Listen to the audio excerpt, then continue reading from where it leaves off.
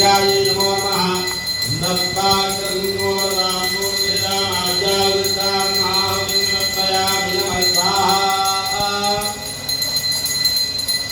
राजराजेश्वरी श्रीमत्कामेश्वर कुटुंबिनी मृगनाधकदे तुभ्यं चामुण्डायै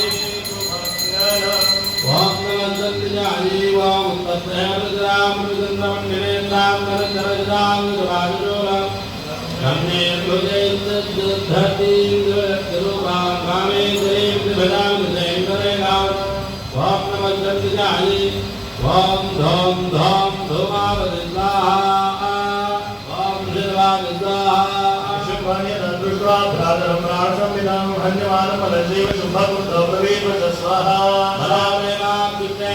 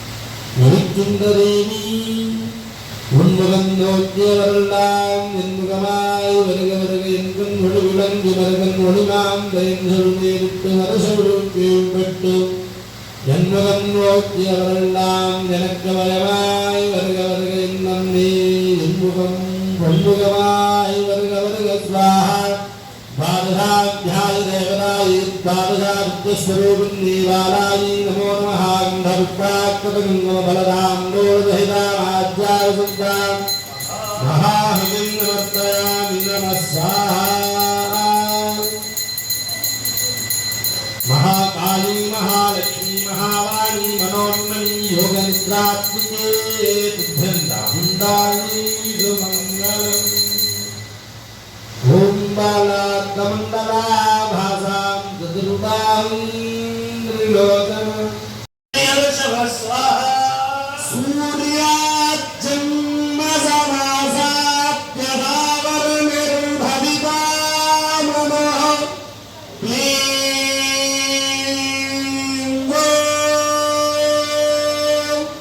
स्वाहा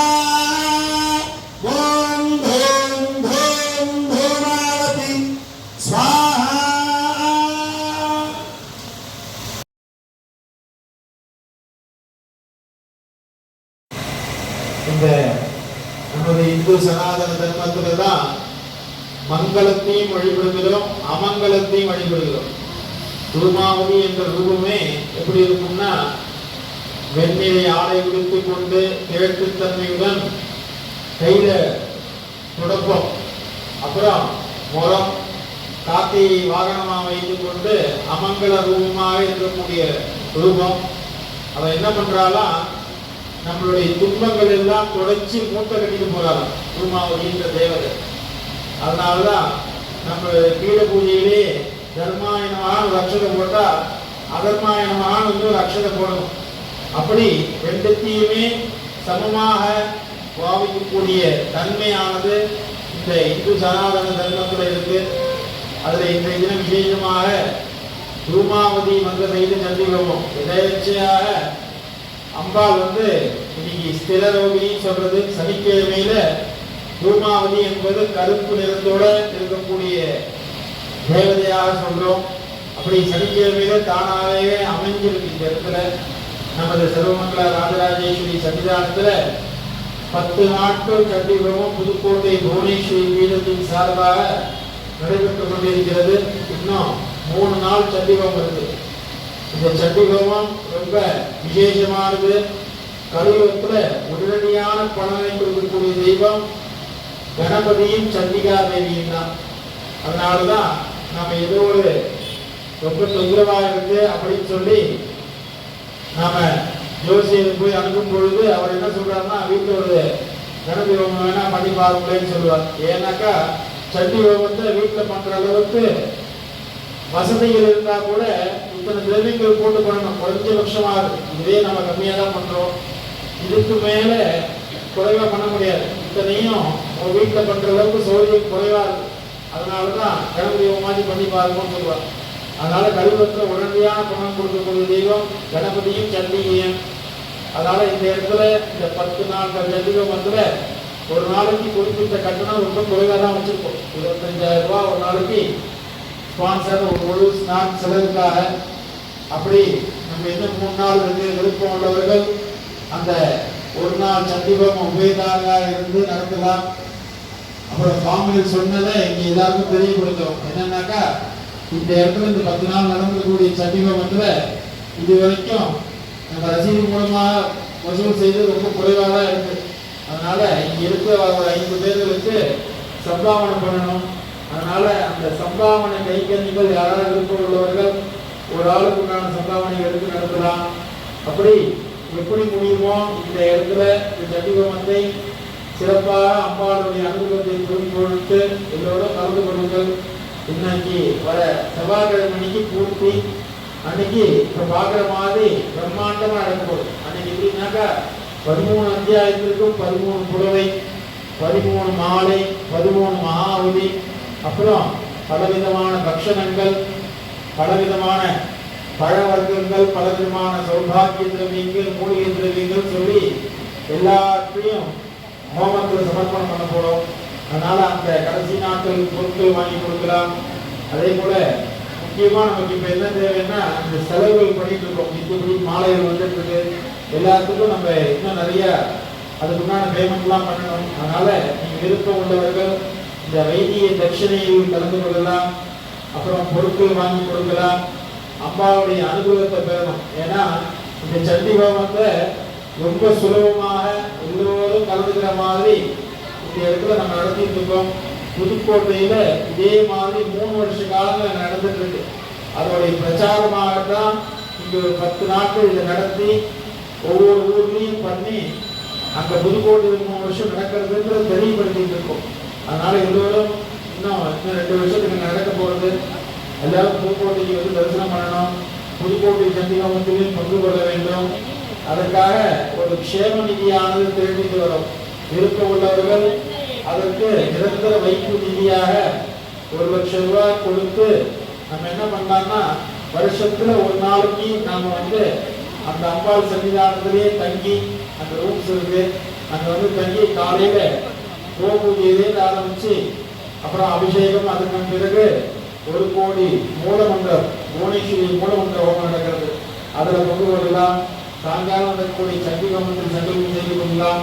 சாயலட்ச பூஜையில் கலந்துக்கிட்டு அர்த்தஜாம பூஜை வரைக்கும் நம்மளுடைய ஒரு நாள் உதயாத அஸ்தமன பூஜையில் கலந்து கொள்ள விருப்பம் உள்ளவர்கள் அதற்கு நிரந்தர வைப்பு நிதியை செலுத்தி அம்பாளுடைய அனுபவத்தை பெறுமாறு அன்பு அழைக்கிறோம். மேலும் திருவண்ணாமலையிலிருந்து விக்கிரகமானது ரேணுகாதேவியையும் இங்கே எடுத்து வந்து இங்கே பூஜை நடந்துட்டு இருக்கு. காலை வேளையில இன்னும் ஒரு 10 நாட்கள், அதாவது இந்த வாராகி நவராத்திரி முடிகிற வரைக்கும் அம்பாள் வந்து இங்கேதான் இருக்க போறார். அதாவது 24ஆம் தேதி வரைக்கும் சென்னையில் அம்பாள் இருப்பாள். புதுக்கோட்டை புவனேஸ்வரியும் நமது திருவண்ணாமலையிலிருந்து வந்திருக்கக்கூடிய ரேணுகாதேவியும்.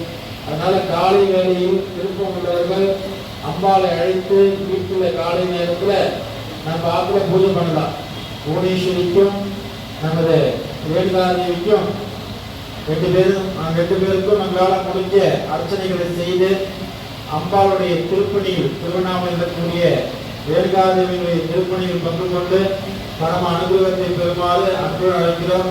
அந்த விஜய் யாத்திரைன்னு சொல்லக்கூடிய அந்த பூஜையை பற்றி மேலும் விவரங்களுக்கு தொடர்பு கொள்ளுங்கள் எங்களை நாங்கள் சொல்றோம்.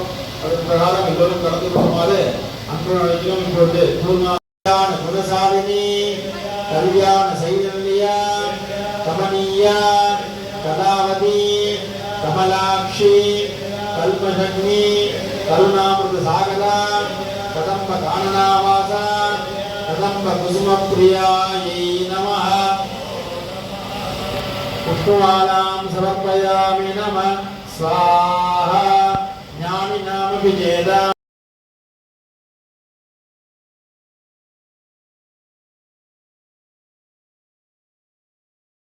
கிரகங்களின் சுபக்கிரகங்களின் அருள் பார்வை எங்கள் மீது படியட்டும் தாயே நாங்கள் தோஷங்கள் தீர்ந்து யோகங்கள் பல பெற்றவர்களாய் இனி புது வாழ்வு வாழ நவக்கிரக நாயகியாகிய நீயே அருள்வாயம்மா படிக்கின்ற குழந்தைகளின் நாவில் சரஸ்வதியாய் நீ நடனமாடி கல்விச் செல்வம் அருள வேண்டும் அம்மா தொழில் வியாபாரம் நிகழும் இடங்களில் தன ஆகர்ஷணமும் லக்ஷ்மி கடாட்சமும் நிறையட்டும் தாயே வான்மழை பொய்க்காது நானிலத்தில் பொழிந்து கங்கை முதல் காவிரி வரை நீர் பெருகி நிலம் குளிர்ந்து வளம் கொழித்து வேளாண்மை குறைவிலாது பொங்க நல்லருள் புரிவாய் அம்மா இந்த பிரார்த்தனை கூறுகளை நீ கொடுத்த வார்த்தைகளால் கூறிவிட்ட பின்பும் போதும் என்ற மனதை நீ கொடுக்காமல் தயங்கினாயோ தாயே வேண்டும் என்ற நிலை மாற்றி போதும் என்ற நினைவினையும் நீயே தந்தருள வேண்டும் அம்மா எம்மதமும் சம்மதமாய் வேதங்களுக்கெல்லாம் அப்பாலே லோகமாதாவாக விளங்குகின்ற அன்னையே எங்கள் பாரத தேசம் எங்கும் உலகமெங்கும் இருக்கும் காழ்ப்புணர்ச்சிகளையும் சமய துவேஷங்களையும் விட்டொழித்து எல்லா சமயத்தவரும்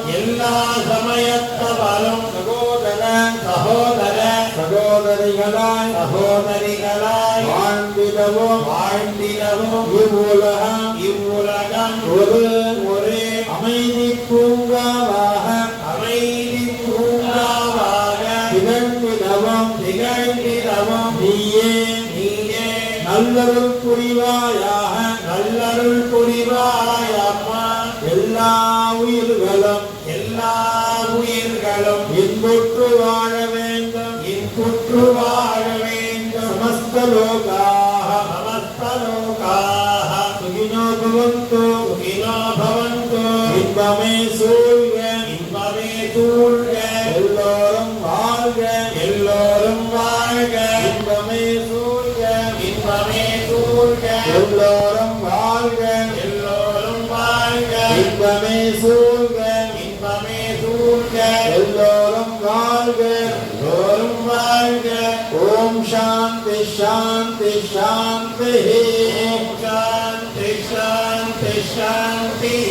சர்வமங்கள மாங்கல்யே